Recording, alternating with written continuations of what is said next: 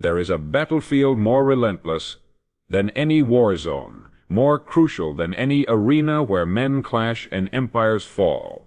It is the battlefield of the mind.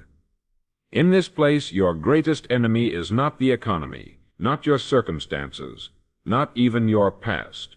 Your greatest adversary is undisciplined thought. Because what you think, you become. And if your thoughts are chaotic, scattered, fearful, your life will follow. But when your thoughts are forged in fire, tempered like steel, and sharpened like the blade of a warrior, nothing, not failure, not fear, not defeat, can stop the force you become. Listen to me. You were not designed to drift. You were born to dominate. But domination begins within. The warrior doesn't win the war when the battle begins. He wins it before he ever steps on the field. In the silence of preparation, in the discipline of thought, in the command of his inner world. That's the mindset of a warrior. A mental posture that refuses to bend under pressure. It's not born in comfort. It's born in the grind. In the face of rejection, in the fire of relentless pursuit. You must train your mind like your life depends on it. Because it does. Belief is not a wish. It is the architecture of destiny. Look around you. Every building, every invention, every breakthrough began as belief in the mind of someone bold enough to think it was possible. Walt Disney was fired for lack of imagination. Carnegie grew up in poverty. Lincoln failed in business, lost elections, battled depression. But their belief, that iron core, unshakable, unreasonable belief, was a seed no storm could uproot. Do not underestimate the power of belief, because once the mind accepts an idea as truth, it will work night and day, consciously and unconsciously, to bring it to pass. That's why you must be ruthless about what you believe. Doubt is a disease. Kill it before it infects your future. A warrior doesn't swing blindly. He studies the target. He moves with precision. Clarity is power, when you know what you want, and more importantly, why you want it. The world begins to shift, not because it owes you anything, but because you stop wasting energy on distractions, detours, and dead ends. Too many people are busy, but not effective. They run hard, but never arrive, because they're chasing vague ideas instead of crystal visions. You must define your mission like your soul is writing the blueprint. The clearer your vision, the stronger your steps. Don't move until you can see it. Then don't stop moving until you've seized it. Vision is the art of seeing the invisible. Henry Ford saw cars on every street before there were roads. The Wright brothers saw flight while others laughed. Vision is a divine spark, a whisper from the future calling you higher. But that vision must be held with iron hands, because the world will try to steal it. They'll tell you to be realistic. They'll offer you comfort in exchange for conviction. But visionaries are dangerous because they don't obey fear. They obey faith. They see with the eyes of the Spirit what reality has yet to catch up to. If you don't hold your vision, no one else will. Guard it. Feed it. Speak it aloud. Write it down. Build it brick by invisible brick until the world has no choice but to see what you saw first. Purpose is not a luxury. It's a necessity.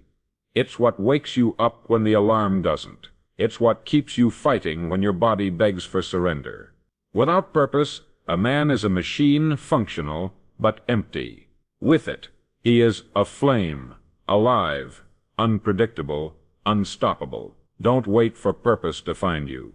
Decide it. Discover it in your pain, your passion, your deepest frustrations. The very things that broke you may be the things that build your legacy. Purpose makes sacrifice sacred. Purpose makes discipline desirable. Purpose turns obstacles into fuel. A man with purpose can walk through hell and come out carrying buckets of water for those still burning. You must train your mind to remember why you started. In the darkest moments, purpose will be your torch. Discipline is the warrior's weapon of choice. Talent fades. Motivation dies. But discipline is forever. It doesn't care how you feel. It only cares that you show up. Rain or shine, tired or torn, broken or bruised, the warrior trains, not because he's fearless, but because he's faithful. Every day you make decisions that shape your destiny, and every decision is a vote for the person you are or the person you're becoming. Discipline casts the right vote, even when no one is watching, because true greatness isn't built in the spotlight. It's built in the shadows, in quiet repetition, in early mornings, in late nights, in saying no to the easy thing, so you can say yes to the essential thing. Discipline is painful, but so is regret. Choose your pain, but discipline alone is not enough. You must become the commander of your mind, the one who stands at the gates and decides which thoughts live and which ones die. Most people let thoughts come and go like uninvited guests, but not the warrior. The warrior interrogates every thought. He asks, does this build me or break me? Does this thought serve my purpose or sabotage it? Because thoughts are not just ideas. They are blueprints. They shape your chemistry, your choices, your character. So, train them. Don't just react. Respond with intention. Don't just feel. Think with clarity, because if you do not lead your thoughts will lead you somewhere you never meant to go. Make no mistake, this is war, not a war of weapons, but of will, not of bullets, but of beliefs. Every day you will be attacked by comparison, by self-doubt, by distraction, by delay. You'll be tempted to play small, to make excuses, to settle. But remember, the mind trained for war does not flinch at resistance, it feeds on it.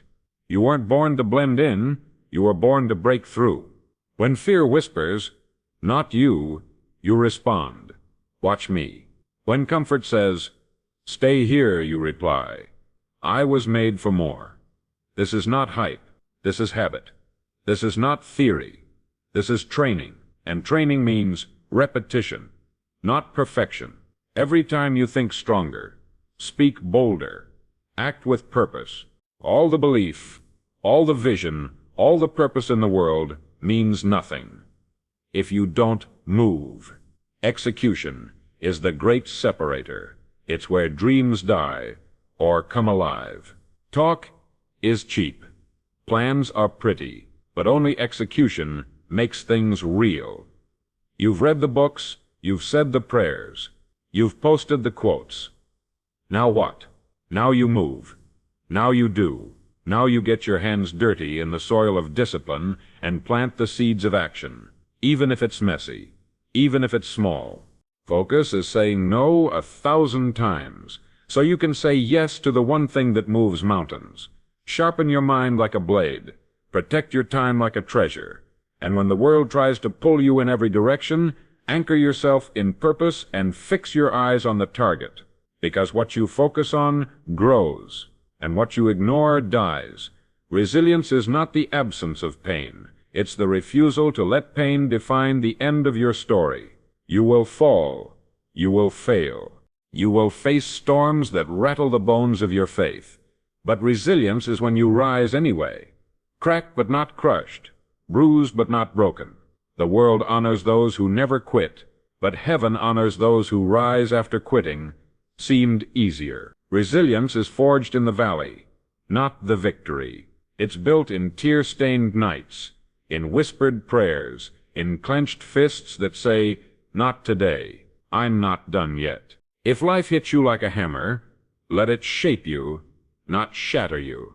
Be like the tree in the hurricane, bent, but rooted. Be like the fire that grows hotter when the winds blow harder. Be like the lion that roars back louder. Courage is not the absence of fear. It's walking into the fire while fear screams at you to run. It's the trembling voice that speaks anyway. The shaking hand that moves anyway.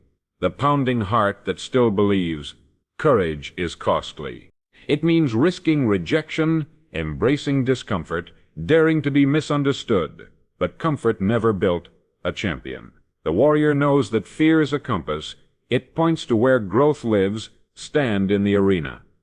Even if your knees are weak, even if your voice cracks, even even if you're the only one clapping for yourself, because courage is contagious, and when one man stands, others remember how to rise. All the belief, all the vision, all the purpose in the world means nothing if you don't move.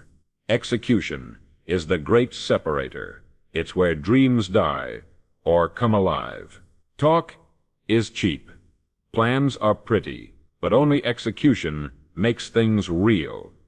You've read the books, you've said the prayers, you've posted the quotes. Now what? Now you move. Now you do. Now you get your hands dirty in the soil of discipline and plant the seeds of action, even if it's messy, even if it's small, even if you're scared. Because momentum is born in motion, and destiny bows to the man who dares to begin.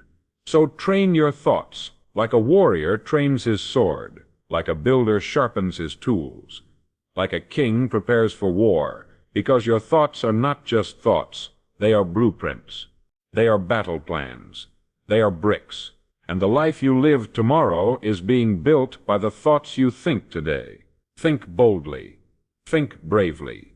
Think like a warrior. Then live like one. So now, the choice is yours.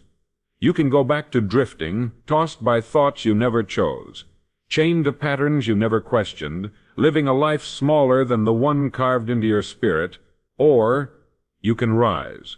Stand guard at the gate of your mind. Refuse the lies. Rewire your beliefs, like your future depends on it, because it does. This is your moment, not next year, not someday. Now train your thoughts like your life is on the line, because your future, your family, your legacy is. No more excuses. No more waiting for permission. You are the author now. You are the architect.